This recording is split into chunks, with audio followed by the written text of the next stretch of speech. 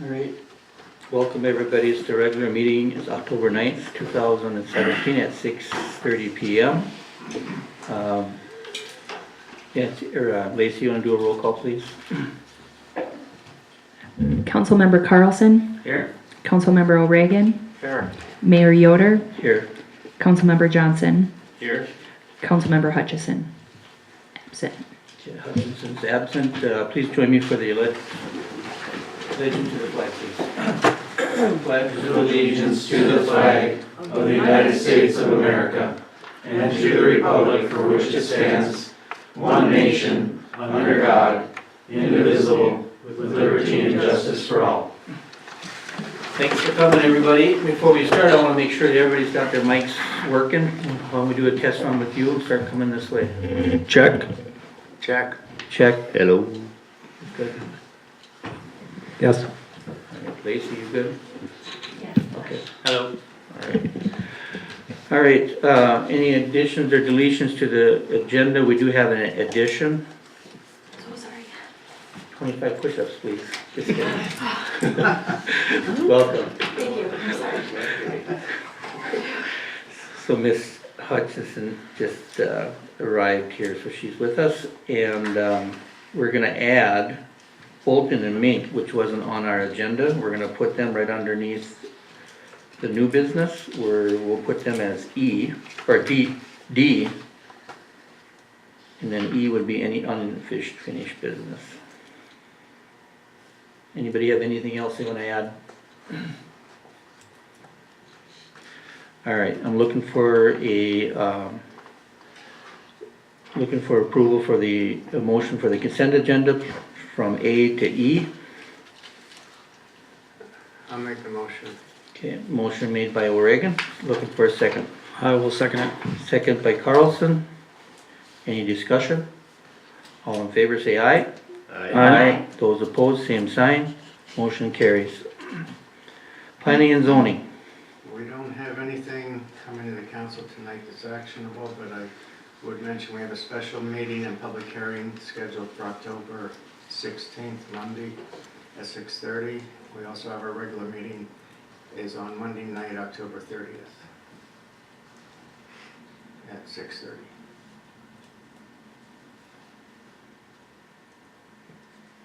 All right. Anybody have anything for planning and zoning? All right, we'll move on to the building department. Looks like A would be rental housing ordinance, which you guys all had a copy of.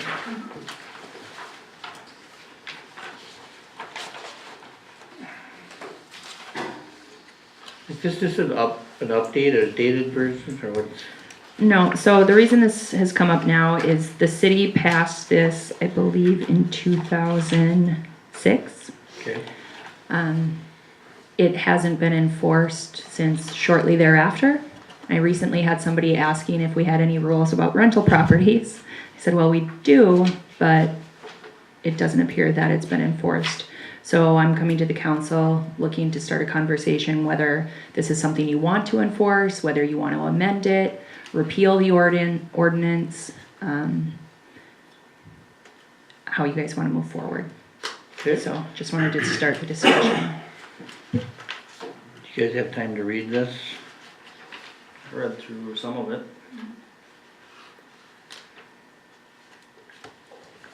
Do you want more time, or you guys want to get, it's something that we could, if you need more time, go to the next meeting. If you're comfortable, I don't know, looking for discussion.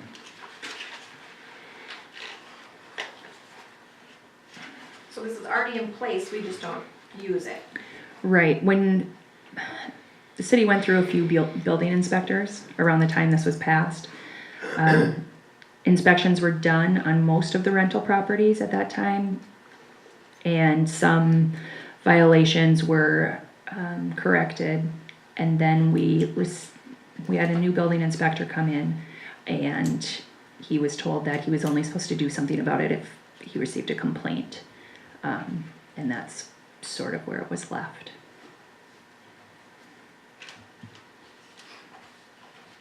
But I can't find anything else in council minutes saying whether to enforce it, not enforce it. I couldn't find anything about what happened.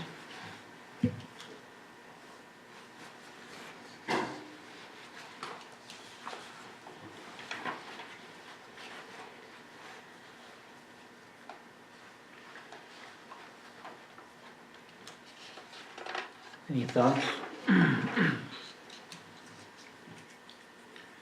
So the way it stands, the way it should be, if a person has a rental property, the inspector would go in, that would be part of his job, and check it out. To see Correct. if everything is code.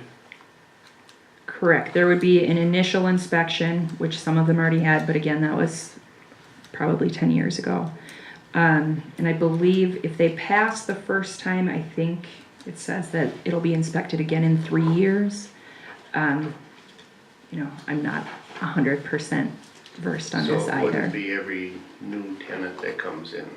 I don't believe so, no. And right now, the way we are not enforcing it is if, say a person has a place to rent, they can just rent it, and it's not being inspected.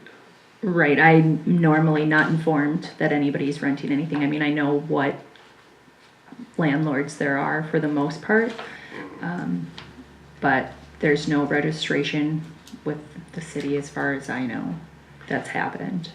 So we're kind of looking for where we definitely will have it inspected, Yep, like either. we should be doing anyhow.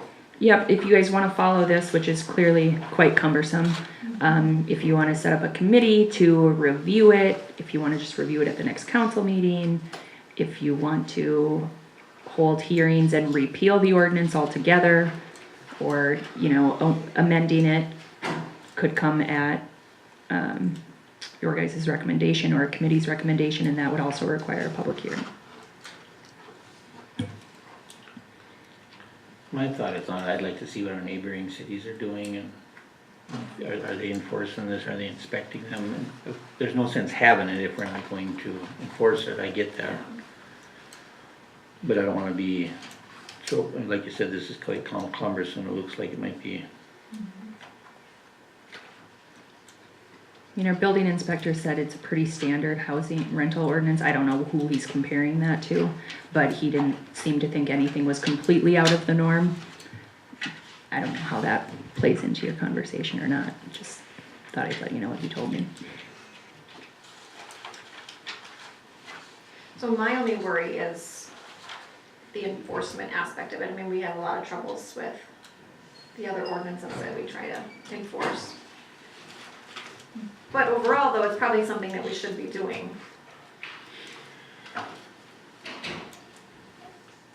I think we should be doing it, especially the next one would be 3 years, that's quite a long time, really.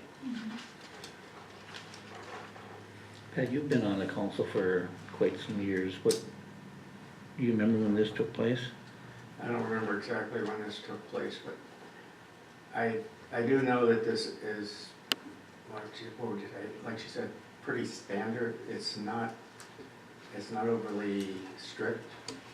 It's not strict at all, really. I mean, to have an initial inspection and then not another inspection for 3 years.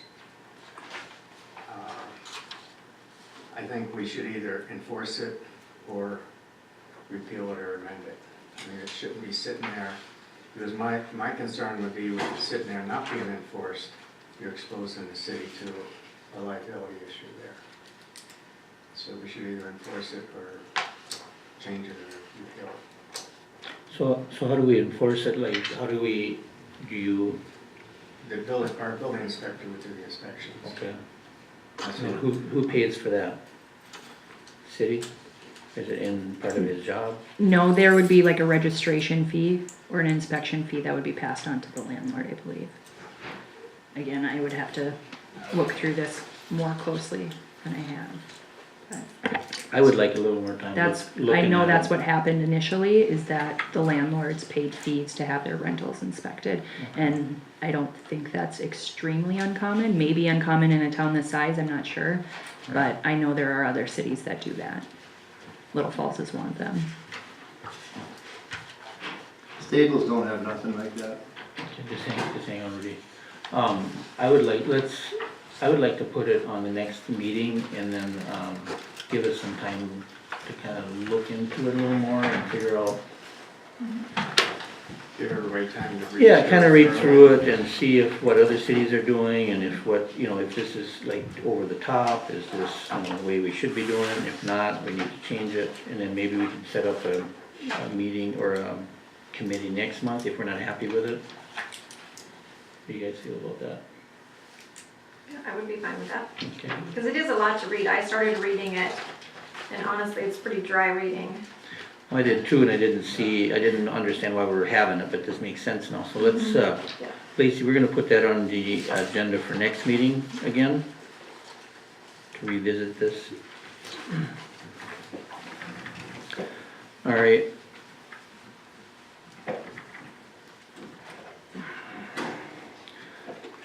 Does anybody have any other business for the building department? Okay, old business, we have the solar EV charging station, Paul Helmstrom from Minnesota Power here. Paul, you have the floor.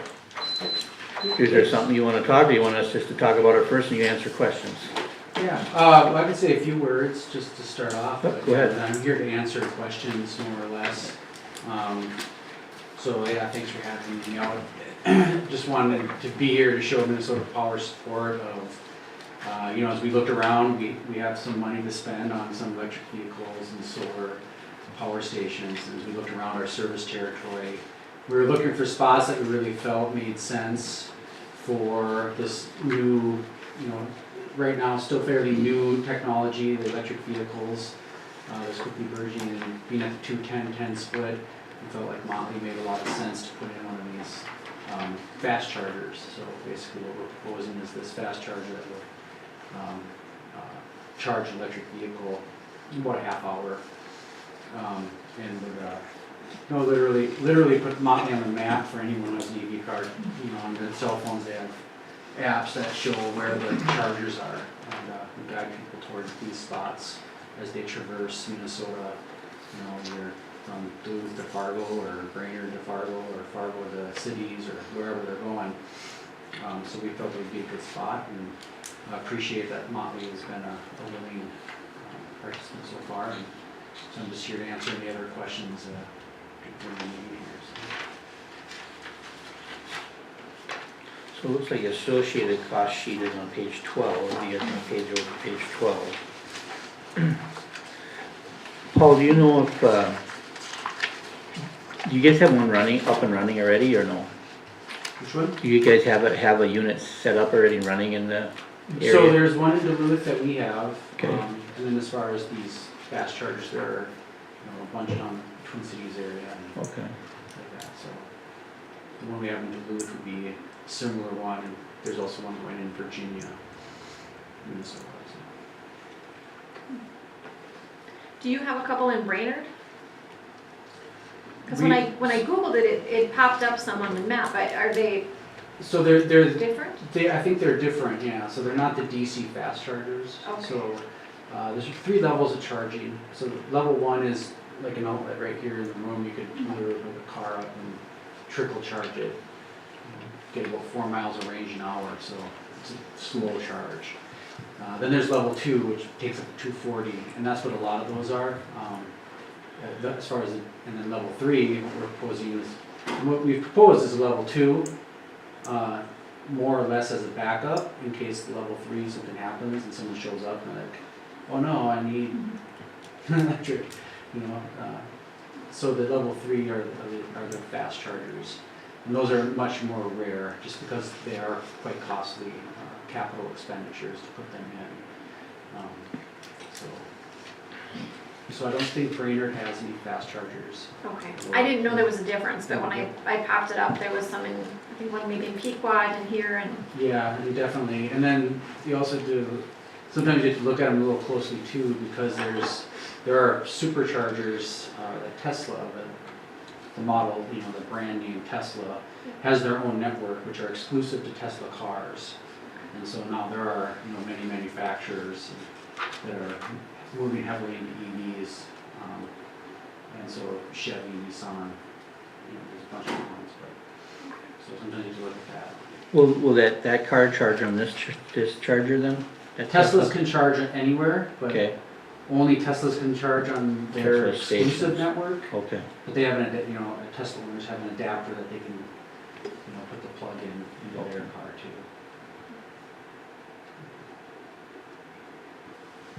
So I think the number that, we looked at was, that 3180, it looks like there may even be more than that. Was it 34, that might be 34, almost 3,500 a year is what it's gonna cost the city to run this. That's what, if we charge people, obviously, the first year, for a couple of years, may not have anybody, we don't know. There's no guarantee, right? I mean, we're hoping they start coming this way. Yeah, exactly. And as the uptake accelerates, a lot of projections out there, and there's a lot of, in the news lately, there's been a lot too, in the movement of manufacturers. I think Chevy just announced 22 new models coming out in the next couple of years for all electric vehicles, so that station would become a focal point for anyone traveling or planning to travel to the area. So it'd be local people that would be using it, or passersby. Yeah, totally possible nobody could use it for a while. When it's ready.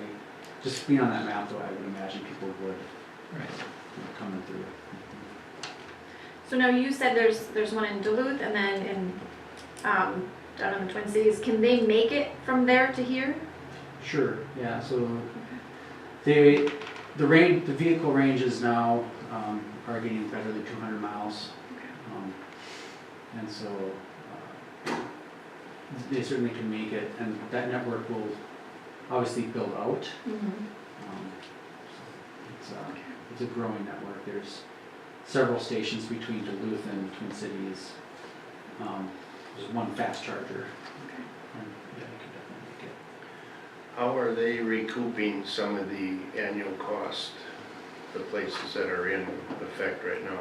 So they do charge people to, and it's recommended that you charge people. I mean, it's a fuel source, so Right.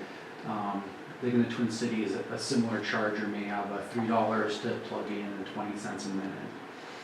And so that's how they're recouping those costs. And those would be high utilization areas. Motley being, maybe a connector point, probably has the ability to charge more of a premium because you're, the next station may not be for a while. So Right. but there are different ways to do it, and you can set it up in any way you want. Just charge a flat rate, or you can charge a connection plus minutes, those kinds of things. And then, in addition, we do have the small solar system that would be associated with that. And that would be energy that would flow back in through to an account that Motley would hold. Oh. And offset some of those costs. Okay. I think I was looking at an expected output would offset about $600 worth of electricity a year at today's rate. Those rates rise, of course, rates go up. If I can add Yeah, one go other ahead. thing. One other thing, another possibility of recouping some costs, I don't know if this would be feasible right away, but eventually is on the charging station itself, it has like an LCD screen. And I was told that that's there to do with whatever we want. So eventually, if we wanted to have other businesses advertising or event advertising, if we wanted to charge even a minimal amount for people to have an ad on there for a month or whatever, in the future, that's something we could look at. That's nice. So basically, the spot has been picked, the lease agreement has been, basically went through with the attorney, correct? Yes, we just need final We just approval need a final approval to sort of move forward with the move entire project. We have, the lease agreement is ready to be signed for the most part. I have to fill in some dates and the insurance information. And then after that, I would need to work with the attorney on the donation agreement with Minnesota Power, but I didn't want to move forward with the attorney on that until we had the lease ready to go and set to move forward.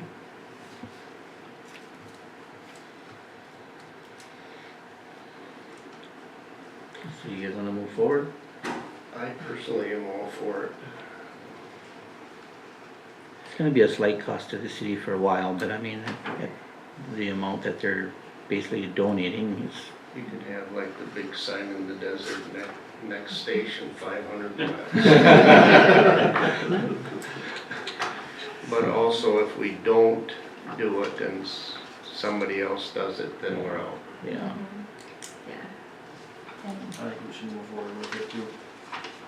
Just an added thing, I know somebody will probably mention the fact that Staples has a charger, the new hotel, but I actually went by there and it's Tesla only.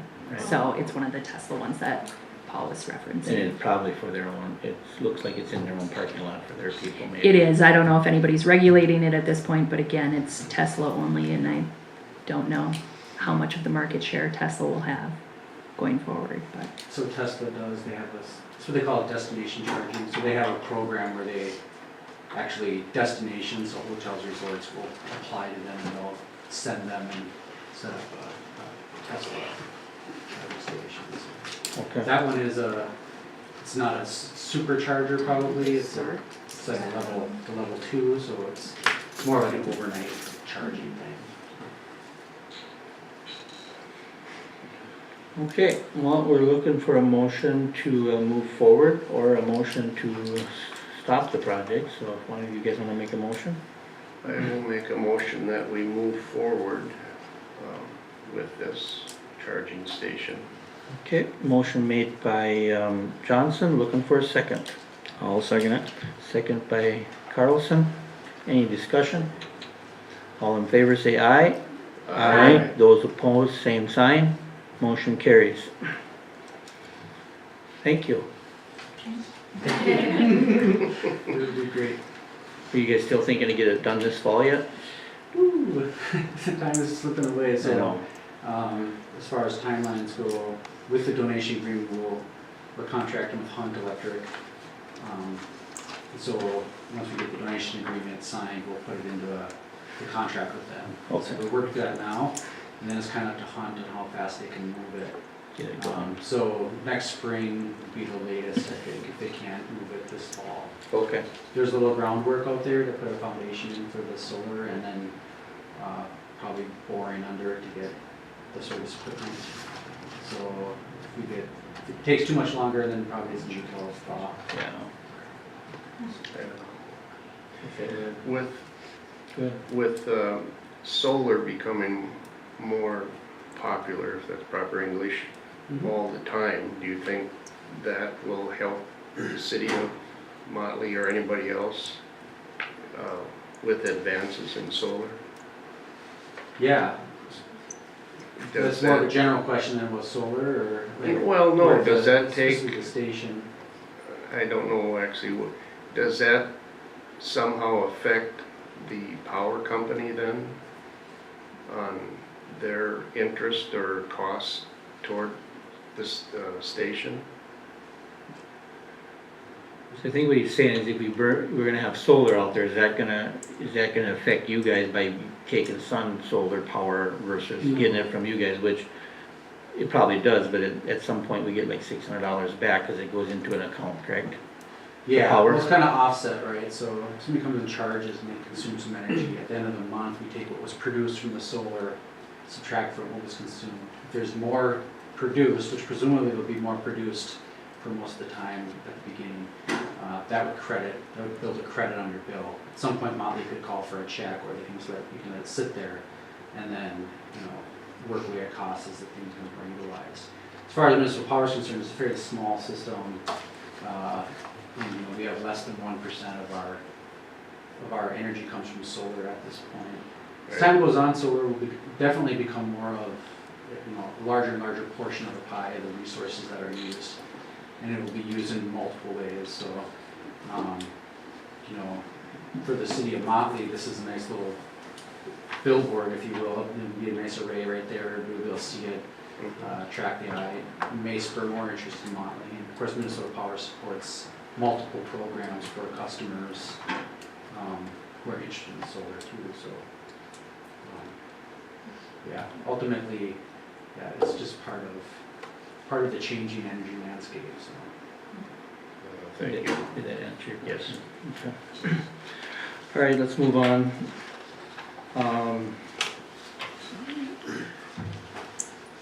So now we just need to do we need to approve the lease agreement, or you have still?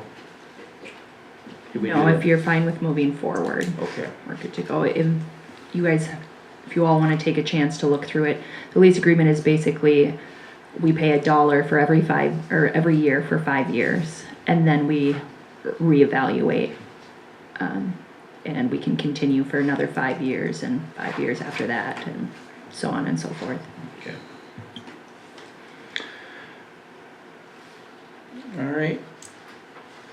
The next item on there is the nuisance. Well, first, yeah, the nuisance weed list update. And that was just on there to provide an update from where we were last month. Okay. Who's doing Pat and that? I went and checked on some of the nuisance properties. We've gotten a hold of most of those people. Some are making progress. There's a couple that I have not made contact with yet. They're not home during the day. So it's a continuing effort to make contact with those people. Okay. Can we maybe even do one better, maybe just maybe Lacey kind of type up a letter saying our police department's getting a hold of them and give them your number to get a hold of her Yeah, we'll do it. by mail, just so they know that we're not gonna stop. How did that go? Oh, we're fine, we're going around and just looked at them all, and Ron took the notes on each one, and then he's following up on. Okay. All right, any unfinished business brought forward for old business? Okay, we'll move to new business. Looks like resolution 2017-14, that's on page 13.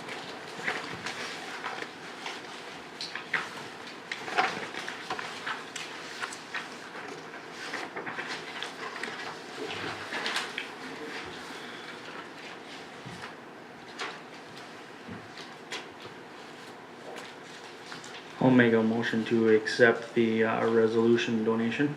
Second. Okay, first one's made by Carlson, second by Oregon. Any discussion? All in favor say aye. Aye. Those opposed, same sign. Motion carries.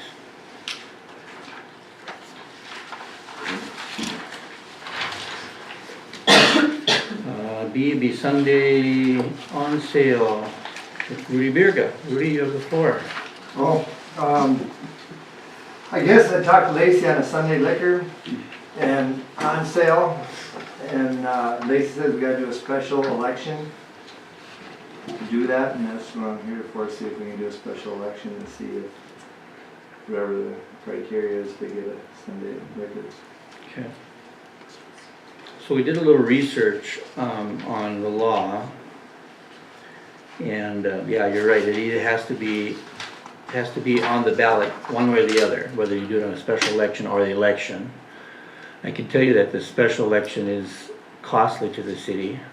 I think we had figured it's over $1,000. I think if we have to hold a special election.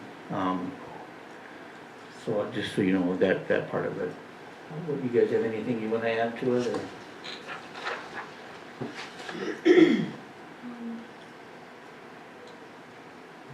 Not too much, I guess.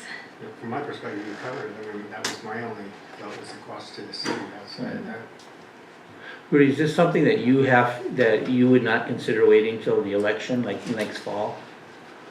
Here's why I'm saying this, because I've already heard it from people, that, you know, they don't like the city spending money on something that's gonna benefit you personally, which that's nor here nor there, that's your right to have a special election. So, but the two options we have at this point is either you wait to a regular election and put it on the ballot where everybody voters come out and, you know, vote for it, or, you know, you request a special election. The council can still deny it, is my opinion, is the way I understand it, but you can go and do, what do they call that?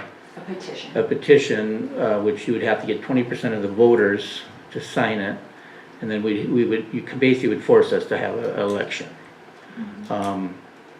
Personally, my opinion is, I don't have a problem with the Sunday liquor license, but I get where the other statement that I come in at, where it's gonna cost the city $1,000 to have it, you know what I mean? Which, I think it was on the regular election, I don't think it'd be a problem for me. But I know See, then you're talking about a year. it'll be fall, yeah. About a year. Don't we pay enough high taxes in this town to cover it? Well, I get it, but You know? you might, I guess I you got- might also have some voters that'll get upset about it and then deny it, so I mean, I don't know how this is gonna fly with the city. I don't know, I mean, I didn't, every city's got it, and this is, I mean, they got Sunday, I didn't realize you had to go through this election deal, I thought it was something that is Yeah. done amongst the council members, I Right. didn't realize when I started talking to Lacey on it, that, because you go around the country and everybody's got it. This Well, one- Not everybody, but this is one of the Right. fewest towns.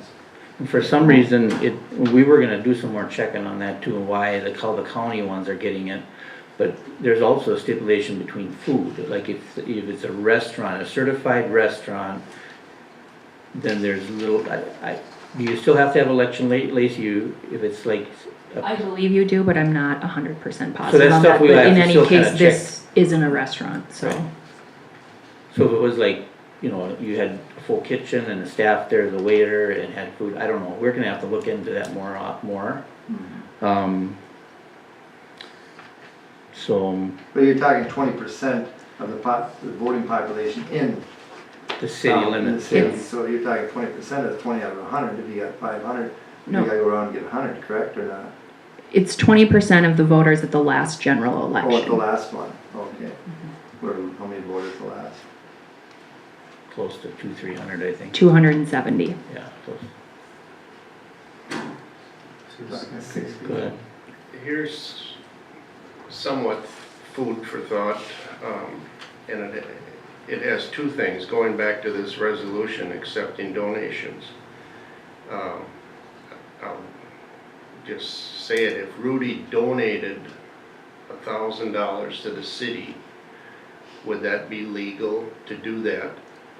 But then the second part, which I mentioned, would be what Al said. Would the people know that, or would their feeling still be it benefits Rudy? Where the city's still paying $1,000 and it benefits Rudy, and I do understand Yeah, the general public thinking that way, yeah. but, I don't know, that's another thing we'd have to kind of talk to the attorney about, I think, and I don't, discuss is it. that something that Rudy would be interested in before I, well, it was just a thought. Well, I Yes. could get 500 out of Roger. There you go. Good luck with that.